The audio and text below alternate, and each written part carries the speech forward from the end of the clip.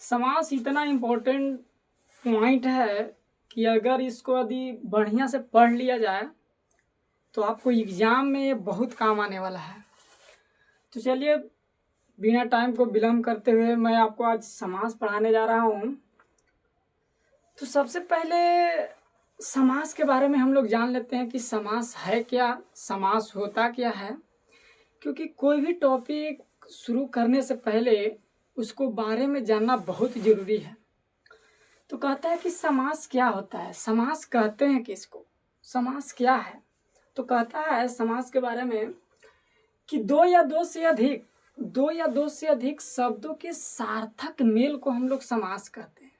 जैसे कि अगर बात किया जाए, जैसे देखा जाए यहाँ पढ़ा, जैसे हम लोग लिखते हैं सेना, एक आ गया यहाँ पे सेना, और यही सेना में अगर हम लोग जोड़ दिया जाए पति को, तो सेना और पति जब ये दोनों आपस में मिलता है तो मिलने के बाद में क्या बना देगा, सेनापति। अब देखो यहाँ पर कहता है समास में क्या कहता है कि दो या दो से अधिक होना चाहिए, चाहे तो दो हो जाए या दो से अधिक हो जाए, इसके अगर सार्थक मेल होना चाहिए। सार्थक का मतलब कि जिसका अर्थ निकले।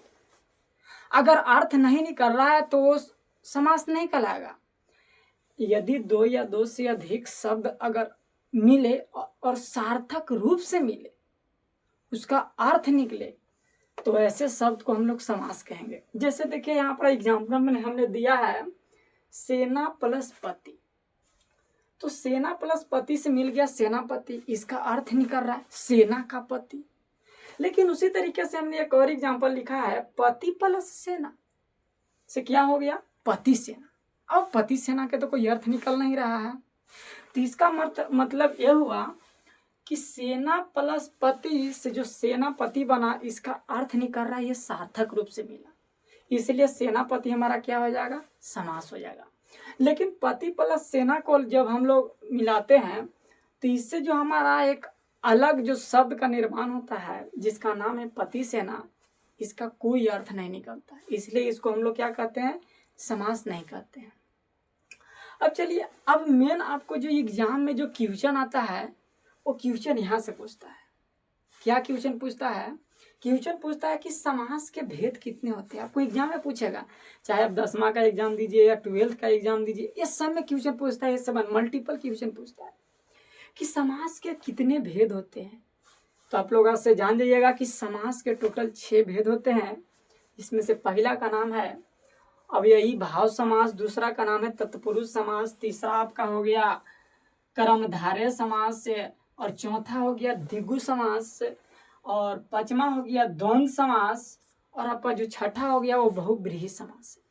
टेंशन मत लीजिएगा, आप लोग को आज इतना बढ़िया तरीके से सिखाने वाले हैं कि आप लोग जिंदगी में कभी भूल ही नहीं कीजिएगा कि समास क्या होता है। समास के बारे में आप लोग कभी नहीं भूल पाइएगा, इतना बढ़िया से आज आपको बताएंगे। तो चलिए आज सबसे पहला टॉपिक हम लोग शुरू करते हैं, अवयवी भाव समास। अगर आपको वीडियो अच्छा लग रहा होगा तो चैनल को सब्सक्राइब और लाइक जरूर कीजिएगा। तो चलिए सबसे पहले आपको हम बताने जा रहे हैं अवयवी भाव समास। अवयवी भाव समास होता क्या है, अवयवी भाव समास हम लोग कहते हैं किसको, क्या होता है अवयवी भाव समास। तो ध्यान दीजिएगा, अवयवी भाव समास कोई भारी नहीं है, कोई भारी नहीं है अवयवी भाव समास, इतना हौला है कि कुछ कहना नहीं है। कहता अवयवी भाव समास में कि जिस शब्द के पूर्व पद, जिस शब्द के या कह सकते हैं कि जिस समास के जो पूर्व वाला पद होता है वो प्रधान होता है या वहाँ पे उपसर्ग होता है। अब ढेर बच्चों को ये नहीं समझ में आता है कि पूर्व वाला पद का मतलब क्या हुआ सर, तो कोई भारी बात नहीं है। पूर्व वाला पद का मतलब हुआ कि कोई भी समास, कोई भी शब्द के पहले जो पहले वाला शब्द आता है, जैसे यहाँ पर देखो सेना प्लस पति में जो सेनापति है, तो सेनापति के पहले वाला पद क्या है, सेना है। तो यही जो सेना है समझो कि तुम्हारा पूर्व पद है। तो वही कहता है कि जिस शब्द के पूर्व वाला पद प्रधान हो, प्रधान का मतलब क्या हुआ, एकदम मेन रूप से फोकस उसी पर किया जा रहा है, कोई दूसरा पर फोकस नहीं किया जा रहा है। जैसे यहाँ पर एग्जाम्पल में देखो लिखा है हमने रातों रात। अब इसमें रातों रात में देखो प्रधान कौन है, रात की बात किया जा रहा है, रात रात रातों रात। उसी तरीके से और हमने एग्जांपल दिया है दिनों दिन, दिनों दिन, दिनों दिन, दिनों दिन में देखो तो दिन का बात किया जा रहा है, तो ये समझो कि प्रधान है। तो वही कहता है अब यही भाव समास में है कि जिस समास के पूर्व वाला पद, जिस समास के पूर्व वाला पद आपका प्रधान हो या उपसर्ग हो। उपसर्ग का मतलब क्या, उपसर्ग होता क्या है, तो इस बार आपको अगला वीडियो में पढ़ाएंगे कि उपसर्ग क्या होता है। थोड़ा सा यहाँ पर जान लीजिए कि उपसर्ग क्या होता है। उपसर्ग वो होता है जो किसी शब्द के पहले जुड़ जाता है और जुड़ करके उसके अर्थ को क्या कर देता है, परिवर्तन कर देता है। जैसे देखो दिन है लिखा, दिन है तो दिन है, तो दिन हम लोग जान रहे हैं कि दिन है, दिन क्या होता है, दिन के बारे में हम लोग जान रहे हैं। लेकिन यही दिन के पहले अगर हम लोग प्रति जोड़ देते हैं तो इसको मिलने से जो बन जाता है वो होता है हमारा प्रतिदिन। अब देखो तो दिन था और अब हम लोग जब इसमें प्रति जोड़ दिए तो बन गया प्रतिदिन। तो इसके अर्थ में परिवर्तन कर दिया, प्रतिदिन का मतलब कि रोज, तो इसके अर्थ में तो परिवर्तन कर दिया। तो वही कहता है उपसर्ग कि उपसर्ग वो शब्दांश होते हैं जो किसी शब्द के पहले जुड़ करके उसके अर्थ को क्या कर देता है, परिवर्तन कर देता है, बदल देता है। खैर आज हम लोगों को उपसर्ग नहीं समास पढ़ना है। तो समास के बारे में सबसे पहले आप लोगों को हम बताते हैं अवयवी भाव समास के। अवयवी भाव समास होता क्या है, तो कहता है कि जिस शब्द के पूर्व वाला पद प्रधान हो या उपसर्ग हो उसे हम लोग क्या कहते हैं, अवयवी भाव समास कहते हैं। जैसे जैसे हमने एग्जांपल दिया है दिनों दिन, बीचों बीच, आ जन्म। देखो आ जन्म, आ जन्म, आ जन्म में आप लोग देखो आ जन्म को यदि आप लोग तोड़िएगा तो ये टूट जाएगा आ प्लस जन्म में। तो आ प्लस जन्म में जब टूटा तो ये जो शुरू में आप लोग देख रहे हैं आ, ये आ तुम्हारा उपसर्ग है, ये आप लोग तोड़ने के लिए जानेंगे। खैर सब सिखाएंगे आप लोगों को। तो आ प्लस जब जब जन्म में जब ये टूटा तो बन गया आ प्लस जन्म। तो इसमें आप लोग देखिए कि ये शुरू में जो आ आया ये आ तुम्हारा उपसर्ग है। तो वही कहता है अब यही भाव समास में कि शुरू वाला यानी पूर्व वाला जो पद होता है वो प्रधान होना चाहिए या उपसर्ग होना चाहिए, उसको हम लोग क्या कहेंगे, अव्ययी भाव समास। जैसे हमने लिखा है दिनों दिन, बीचों बीच, आ जन्म, आ मरण। आ मरण में देखो आ तुम्हारा उपसर्ग है। अब हमने ट्रिक के माध्यम से भी इसको सिखाया है। ट्रिक के माध्यम से इसको हम लोग कैसे पकड़ेंगे, देखना ट्रिक के माध्यम से एक बहुत बढ़िया ट्रिक है अवयवी भाव समास को पकड़ने के लिए कि अवयवी भाव समास को हम लोग कैसे पहचानेंगे। तो देखना अगर एक ही बात को दोहराया रहे, एक ही बात को अगर दो बार बोलो रहेगा ना तो समझ जाना कि अवयवी भाव समास है। जैसे रातों रात, एक ही बात को राते रात के रिपीट किया गया है, दिनों दिन एक ही बात को रिपीट किया गया है। इतना याद रखना कि अगर एक ही बात को दोहराया जाए यानी बार बार रिपीट किया जाए, दो बार आ जाए एक ही बात, तो वो समझो कि तुम्हारा अवयवी भाव समास में आ जाएगा। और याद रखना इसमें कि इस जो समास होता है, इस समास के जो शब्द होता है उस शब्द के पहले प्र, परा, परि, प्रति, अधि, अभि, अनु, यथा, वे, भर, आ आदि उपसर्ग आते हैं। इतना बात याद रखना कि ये जो अवयवी भाव समास जो होता है ना, एक पहले में चाहे तो यथा लगा रहे, जैसे ना कहता है यथा संभव, तो यथा संभव जो है से तुम्हारा अवयवी भाव समास का एग्जाम्पल है। जिस यथा संभव के पहले देखो तो यथा संभव, यथा संभव, यथा संभव के पहले देखो तो तुम्हारा उपसर्ग के रूप में क्या आयल है, यथा आयल है। तो अगर उपसर्ग शुरू में आ जाए तो समझ जाना कि तुम्हारा क्या है, अब यही भाव समास है। जैसे कहते हैं हम लोग भर पेट, भर पेट। तो भर पेट में आप लोग देख सकते हैं, भर पेट में आप लोग देख सकते हैं कि जो हमारा भर पेट है, ये भर पेट के जो शुरू वाला शब्द है ये भर है, और ये भर तुम्हारा क्या है, एक प्रकार का उपसर्ग है। और यदि उपसर्ग शुरू में आ जाए तो समझ लेना कि तुम्हारा कौन सा समास है, अब यही भाव समास है। तो अब आपको पढ़ाएंगे तत्पुरुष समास, कर्मधारय, द्विगु, द्वंद और बहुव्रीहि।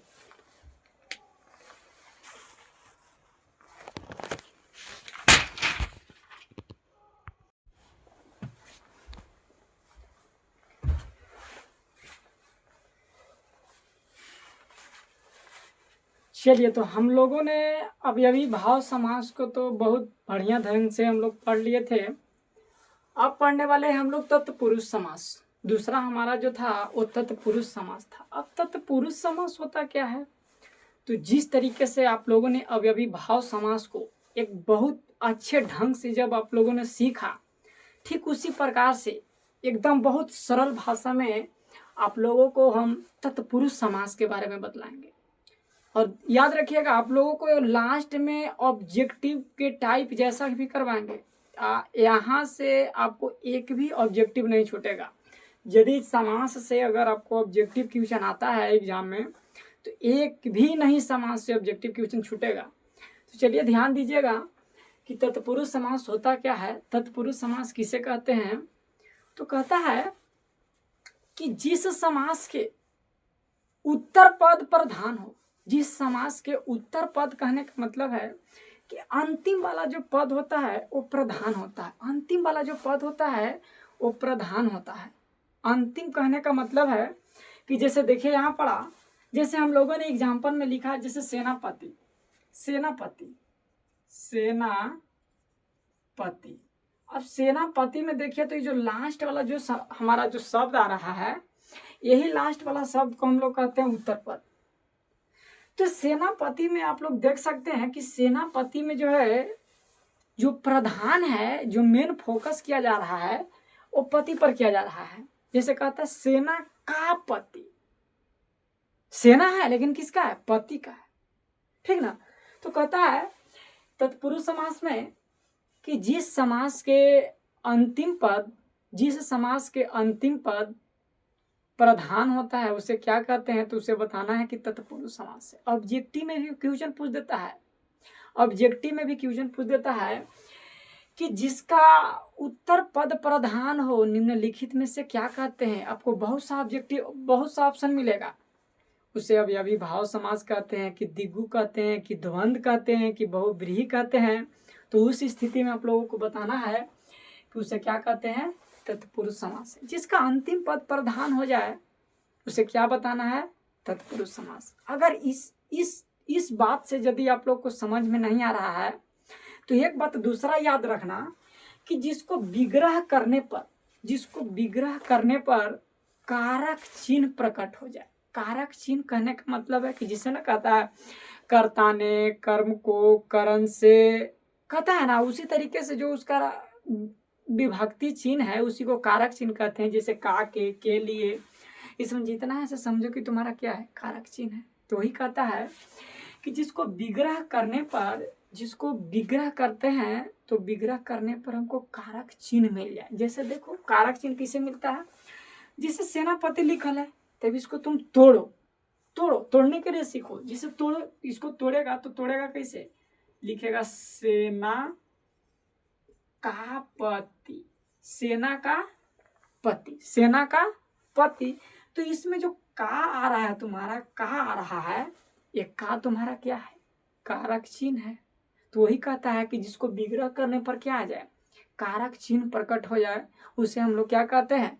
तत्पुरुष समास कहते हैं। वैसी प्रयोगशाला लिखा हुआ है तो इसको आप लोग लिख सकते हैं प्रयोग के लिए शाला, प्रयोग के लिए शाला, प्रयोग के लिए शाला। अब ढेर लड़कन शाला के मतलब वो भाई भौजाई के बहन वाला भाई वाला मत समझिए। शाला का अर्थ होलो एक प्रकार का घर। शाला का अर्थ का होलो घर। जैसे हम लोग कहते हैं कि जैसे झोला झकड़ लेके चल देला पढ़े, तो कोई गांव वाला पूछ दिलकुन कि कहाँ जा रहा है भाई, तो बोलता है कि हम जाई थी वो पाठशाला। तो पाठशाला का अर्थ क्या हुआ? पाठशाला, यानी पाठ के लिए शाला। पाठ का मतलब एक तरह से देखा जाए तो ज्ञान का भंडार होता है, और शाला का अर्थ घर, यानी जहाँ हमको ज्ञान मिलता है उस घर में हम लोग जा रहे हैं। तो शाला का अर्थ एक तरह से क्या हो गया तुम्हारा? घर। तो कहता है प्रयोग के लिए शाला, यानी जहाँ हम लोग जो प्रयोग करते हैं वो प्रयोग के लिए जो हमारा घर होता है उस घर को हम लोग क्या बोलते हैं? प्रयोगशाला। तो ये जो प्रयोगशाला है ये समझो कि एक प्रकार का तुम्हारा क्या है? तत्पुरुष समास है। तो याद रहे आप लोग को यदि एग्जाम में अगर क्वेश्चन आ जाता है, एग्जाम में अगर यही क्वेश्चन डाल दिया जाए, पूछ देगा कि प्रयोगशाला निम्नलिखित में से कौन सा समास है, तो बताना है कि प्रयोगशाला, पहले तोड़ना, अपने मन में सोचना, प्रयोगशाला लगते हैं कि बताए थे भैया कि प्रयोगशाला, लगता है कि कुछ कुछ पढ़ल है, इसको तोड़ना अपने मन में। तो इसको कैसे तोड़िएगा प्रयोग के लिए शाला, एक मतलब कि के लिए जो आ रहा है बीचवा में, ये एक प्रकार के कारक चिन्ह आ रहा है, और यदि कारक चिन्ह आ जाए तो बता देना है कि हमारा क्या है, तत्पुरुष समास है। तो याद रहे तत्पुरुष समास कि जिस समास के या तो उत्तर वाला पद प्रधान हो जाए, या उसको हम लोग जब तोड़ें तो हमको कारक चिन्ह प्रकट हो जाए।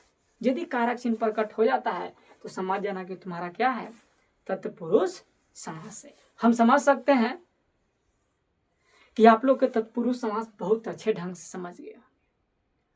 अब आप लोग को हम पढ़ाने जा रहे हैं, अब आपको पढ़ाते हैं कर्मधारय समास। कर्मधारय समास क्या होता है? कर्मधारय समास कहते हैं किसको? तो कहता है कर्मधारय समास में कि जिस समास के उत्तर पद प्रधान हो। अब यहाँ तो कंफ्यूज वाला बात आ गया, सर तत्पुरुष समास में भी उत्तर पद प्रधान था और यहाँ कर्मधारय में भी कह रहे हैं कि उत्तर पद प्रधान है। अब दोनों में तो लफड़ा लग गया। बस इन दोनों में इतना फर्क है कि इसको यदि हम लोग विग्रह करते हैं ना तो कारक चिन्ह आता है, लेकिन ये जो कर्मधारय होता है ये विशेषता बताता है, उस व्यक्ति के बारे में विशेषता बताता है जिसके बारे में कुछ कहा जाता है।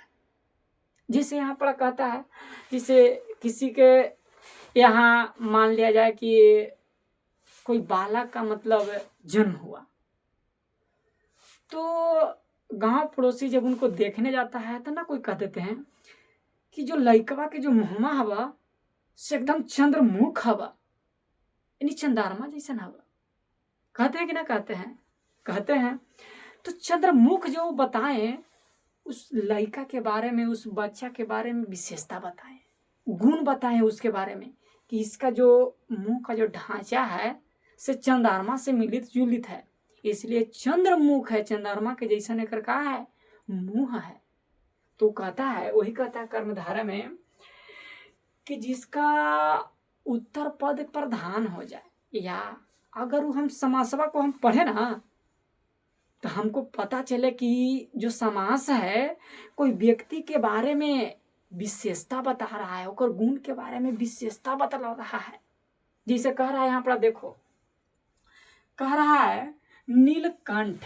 नीलकंठ कोई व्यक्ति के बारे में विशेषता बता रहा होगा कि वो नीलकंठ का अर्थ क्या हुआ कि जेकर कंठ का रहे, नीला रहे, यही ना।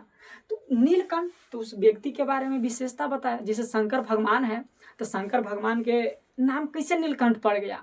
क्योंकि उनका जो कंठ था से नीला था। तो जब कंठ नीला था तो नीलकंठ का दिए, एक मतलब कि हम शंकर जी के बारे में क्या कहें, विशेषता बताएं। उनके अंदर जो विशेषता है वो विशेषता को हम लोग बता रहे हैं कि उनका जो कंठ है क्या है, नीला है। तो नीला है से नीलकंठ हो गया, विशेषता बता रहे हैं। वैसी महाराजा, इसे कोई व्यक्ति का ना कह रहा है, कहते हैं कि तू जो है ना से एकदम महाराजा है। तो महाराजा है तो उसके बारे में हम लोगों ने विशेषता बताया, उसको विशेषता बताएं कि तू जो है से महाराजा है, हम गरीब है तो हम गरीब है तो हमारा भी एक विशेषता है। तू महाराजा है तो महाराजा जो है से उस व्यक्ति के बारे में विशेषता बता रहा है। तो महाराजा तुम्हारा क्या हो जाएगा, एक प्रकार के कर्मधारय समास। उसी तरीके से कहता है नील गाय। नील गाय क्या कहते हैं? ऐसा गाय जो नीला हो, उसको हम लोग क्या कहेंगे, नील गाय। और बहुत सही इसका एग्जाम्पल हो सकता है, जैसे कहते हैं दशानन। दशानन, दशानन किसको कहेंगे? दशानन उसी को कहेंगे, आनंद का अर्थ क्या हुआ, माथा। जेकर कपार 10 गो रहे, जैसे रावण था तो रावण के कपार के गो था, 10 गो था, तो दशानन हो गया। तो दशानन देखो तो रावण के बारे में हम लोग विशेषता बता रहे हैं कि जो रावण था वो दशानन था, एक मूड़ी के गो था 10 गो, तो दशानन हो गया। तो रावण के बारे में हम लोगों ने विशेषता बता दिया। तो वही दशानन जो हमारा शब्द आया, ये दशानन भी तुम्हारा एक तरह से क्या है, कर्मधारय समास। ठीक है। अब कोई बच्चा अगर पढ़ा होगा कि ना सर आप गलत बता रहे हैं, दशानन जो आएगा से बहुव्रीहि में आएगा। बच्चे आप समझ लीजिएगा कि दशानन जो है सो तुम्हारा कर्मधारय भी है और तुम्हारा क्या है, बहुव्रीहि भी है। टेंशन मत लीजिएगा। यदि दशानन आपको अगर क्वेश्चन में पूछेगा कि दशानन निम्नलिखित में से कौन सा समास है, तो यदि अगर कर्मधारय रहेगा तो बहुव्रीहि नहीं रहेगा ऑप्शन में, अगर बहुव्रीहि रहता है तो कर्मधारय नहीं रहेगा। अगर ऑप्शन में आप लोगों को कर्मधारय और अगर बहुव्रीहि अगर दोनों आ जाता है तो उस स्थिति में आप लोग दोनों को टिक आउट कीजिएगा, क्योंकि ऑप्शन में आपको दिले रहेगा कि इनमें से दोनों, तो दोनों को जरूर टिक आउट कीजिएगा, वरना आपका क्या हो जाएगा, गलत हो जाएगा। तो चलिए आप लोगों को कर्मधारय के बारे में बतला रहे थे, तो कर्मधारय के बारे में आप लोगों को समझ में आ गया है ना? अगर आ गया होगा तो कमेंट में जरूर लिखिएगा। तो चलिए ध्यान दीजिएगा कर्मधारय के बारे में। तो कर्मधारय के बारे में तो आप लोगों को बता दिए कि कर्मधारय वो होता है जिसका अंतिम पद हमारा प्रधान होता है, या वैसा समास जो किसी के बारे में क्या बतलाता रहे, विशेषता बता दे, विशेषता बता दे। जैसे नीलकंठ है, जेकर कंठ नीला हो जाए, नीलकंठ विशेषता बता रहा है उसका जो कंठ है से नीला है। चंद्रमुख, चंद्रमुख कह रहा है कि उसका जो मुख है, मुंह जो है वो चंद्रमा के जैसा है। महाराजा, कोई व्यक्ति जो है से महाराजा है। और नील गाय, जो गाय है से हमारा क्या है, नीला है। तो चलिए ध्यान दीजिएगा कर्मधारय के बारे में तो आप लोग समझ गए हैं। तो अब चलते हैं हम लोग को द्विगु समास। द्विगु समास, द्विगु समास, द्विगु, इसका नाम में ही है द्विगु, द्विगु, द्विगु, दू। द्विगु का अर्थ हुआ दू, और दू एक प्रकार का क्या है, संख्या है। दू एक प्रकार का क्या है, संख्या है। तो बस संख्या से याद रखिएगा कि द्विगु समास वो समास होता है जिसके शब्द के जो पहले वाला पद जो होता है, शुरू वाला जो पद होता है वो संख्यावाचक होता है। क्या होता है, संख्यावाचक होता है। तो याद रहे कि जिस समास के पूर्व वाला पद, पहले वाला पद हमारा क्या हो जाए, संख्या हो जाए। जैसे कहता है त्रिकोणमिति, पढ़े होंगे त्रिकोणमिति के बारे में। तो त्रिकोणमिति का अर्थ क्या हुआ, त्रिकोणमिति तीन कोणों का जो एक समूह होता है, तीन कोणों का जो समूह होता है, ज्यामितीय जो होता है वही ना त्रिकोणमिति होता है। तो त्रिकोणमिति में आप लोग देख सकते हैं कि जो शुरू वाला जो शब्द है हमारा त्रि का अर्थ तीन होता है बाबू, त्रि का अर्थ तीन होता है। और तीन तुम्हारा क्या है, एक प्रकार के संख्या है। और जहां संख्या का बोध हो जाए समझ जाना कि तुम्हारा क्या है, द्विगु समास है। संख्या याद रखना, संख्या, जहां संख्या आ जाए समझ लेना कि तुम्हारा वो क्या हो गया, द्विगु समास हो गया, जहां संख्या के बाद आ जाएगा। जैसे देखा जाए दोपहर, कहते हैं ना कि दोपहर हो गया है जी। तो दोपहर जो आ रहा है, दोपहर, दू गो पहर चल गेलो। तो दोपहर में जो दू आ रहा है, दू तुम्हारा क्या है, एक प्रकार के संख्या है। और जहां संख्या का बोध हो जाए वो समझ जाना कि तुम्हारा क्या है, द्विगु समास है। जैसे त्रिभुज, तीन भुजा से जो मिल करके बनता है ना त्रिभुज कहते हैं। तो त्रिभुज में देखो तो शुरू वाला पद हमारा क्या है, त्रि है, तीन है। उसी तरीके से चौराहा, वही चौराहा, जहाँ हर एक चौराहा पर एगो बौराहा होता है, वही चौराहा की बात किया जा रहा है बाबू। तो चौराहा का अर्थ क्या हुआ, जहाँ चार गौराहा आकर के मिले। जैसे दिल्ली से भी आकर के मिल गया हो, पटना से भी आकर के मिल गया हो, और मुजफ्फरपुर से भी आकर के मिल गया हो, और गया से भी आकर के मिल गया हो। यदि चारों से आकर के, चारों ठामा से आकर के यहाँ पर जो मिल रहा है चौराहा पर, तो यहाँ पर चार गो नरा हो गया जी। तो चौराहा, चौराहा से अर्थ पता चला कि जहाँ चार गो राह है, चार गो राह करके मिल गया है। तो चौराहा में आप लोग देखिए कि जो शुरू वाला शब्द है हमारा चौ है, और चौ का अर्थ होता है चार। तो ये चार हमारा क्या है, संख्यावाचक है। और जहां संख्यावाचक आ जाए समझ लीजिएगा कि तुम्हारा क्या है, वो द्विगु समास है। क्या है, द्विगु समास है। तो चलिए हम समझ सकते हैं आप लोग के अंदर जो क्षमता है, उस क्षमता से हम आप लोग को पकड़ रहे हैं कि आप लोग को ये द्विगु समास बहुत अच्छा समझ में आ गया है। जैसे एक और एग्जाम्पल है नवरात्रि। नवरात्रि के बारे में आप लोग जानते हैं कि नवरात्रि 9 दिन चलता है। तो नव का मतलब 9 दिन होगा बाबू। 9 हो रहा है। और 9 जो तुम्हारा आ रहा है नवरात्रि में, जो शुरू वाला 9 आ रहा है, ये 9 तुम्हारा संख्यावाचक है। और ये जो संख्यावाचक जो होता है वो तुम्हारा क्या होता है, द्विगु समास होता है। तो समझ गए आप लोग। अब चलते हैं द्वंद्व समास। द्वंद्व समास तो लगता है कि सबसे हौला है इसमें। द्वंद्व समास सबसे हौला है इसमें।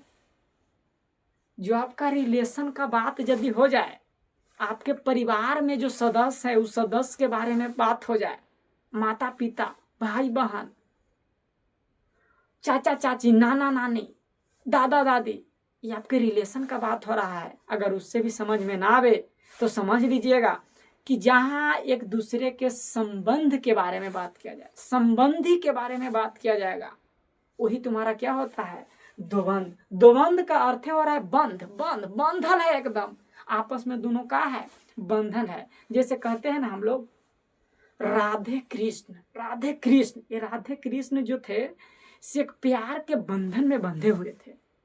तो एक बंधन में बंधे हुए हैं। तो कहता है द्वंद्व समास, कि द्वंद्व समास क्या होता है। तो द्वंद्व समास में एक बात जान लीजिएगा कि जिस समास के दोनों पद प्रधान हो, देखो अब यही भाव समास में क्या था, उसमें प्रथम पद प्रधान था या पूर्व वाला पद प्रधान था। तत्पुरुष में क्या था, तत्पुरुष में अंतिम वाला पद प्रधान था। और ये जो कर्मधारय था इसमें भी क्या था, अंतिम वाला पद प्रधान था। और द्विगु में तो आप लोग जान गए कि जहाँ पूर्व वाला पद, पहले वाला जो पद है ये हमारा संख्यावाचक हो जाए। लेकिन ये जो है द्वंद्व में कहता है कि अगर प्रथम पद और अंतिम पद, प्रथम पद और अंतिम पद, ये दोनों पद इसका क्या रहता है, प्रधान रहता है। दोनों पर फोकस किया जाता है, यानी अंतिम वाला पद और पूर्व वाला पद, ये दोनों पद जो होता है इसमें दोनों पद प्रधान होता है। अगर इससे भी आप लोग नहीं समझते हैं तो आप लोग समझ सकते हैं कि जिसको हम लोग और जिसको और या एवं, इसको द्वारा हम उसको अलग अलग कर सकते हैं। चाहे तो आप और से उसको अलग कर सकते हैं, या से उसको अलग कर सकते हैं, या एवं से अलग कर सकते हैं। जैसे यहाँ पर देखो माता पिता, इसको आप लोग बोल सकते हैं माता और पिता, तो और से इसको अलग कर रहे हैं। वैसे जैसे लिखा है भाई बहन, भाई और बहन, या लिख सकते हैं भाई एवं बहन, या आप लोग लिखते हैं भाई या बहन। उसी तरीके से राम श्याम, राम और श्याम, राम और श्याम, राम या श्याम, राम एवं श्याम। उसी राधे कृष्ण, नाना नानी, दादा दादी हो गया, चाचा चाची, फूआ फूफा, इसमें बहुत एग्जाम्पल हो सकता है द्वंद्व समास का।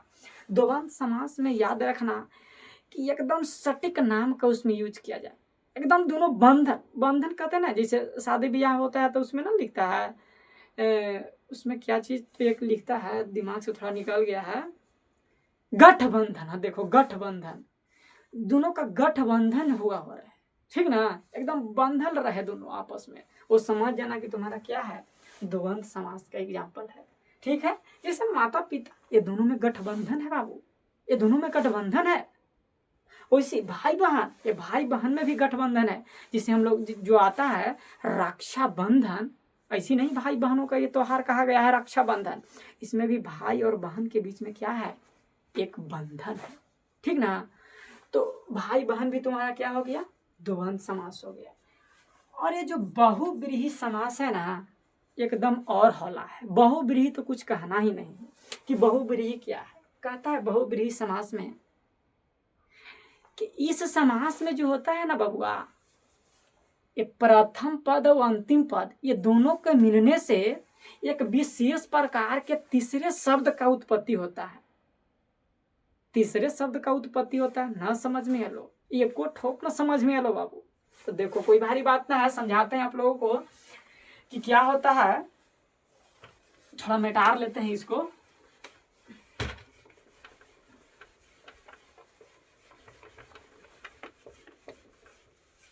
चलो देखो इधर बहुव्रीहि समास में क्या होता है। कहता है इसमें क्या कहता है कि जिसमें प्रथम पद और अंतिम पद दोनों जब मिलता है तो उससे जो एक विशेष प्रकार के जो तीसरे शब्द का जो उत्पत्ति हो जाता है ना, वही शब्द वह हमारा क्या कहलाता है, बहुव्रीहि समास कहलाता है। नहीं समझ में आया परिभाषा सर, कोई भारी बात नहीं है। देखो यहाँ एग्जाम्पल मेन है, एग्जाम्पल आप लोग को एग्जाम में भी पूछेगा। जैसे कहता है 10 प्लस आनंद, 10 प्लस आनंद। तो देखो 10 एक अलग पद हो गया और आनंद एक अलग पद हो गया। 10 के मतलब 10 होता है और आनंद माने होता है कपार, जरा हम लोग कहते हैं ठेठ हिंदी में, मगही में कहते हैं ना कपार, माथा जरा कहते हैं जी। अब देखो 10 और आनंद जब मिला बाबू तो बन गया 10 आनंद। अब 10 आनंद जब ये बना, 10 आनंद ही जो बना तो 10 आनंद का अर्थ हुआ 10 आनंद। अब तुम पकड़ो कि 10 आनंद दुनिया में कौन ऐसा व्यक्ति था कि जेकर 10 गो आनंद था, 10 गो कपार था, तो वो व्यक्ति था रावण। कौन था? रावण। इसमें एक बात याद रखना ना कि ये जो बहुव्रीहि समास में जो बात किया जाएगा ना, वो दुनिया में एक पीस आदमी होगा, ओकर अलावा कोई दूसरा आदमी नहीं होगा।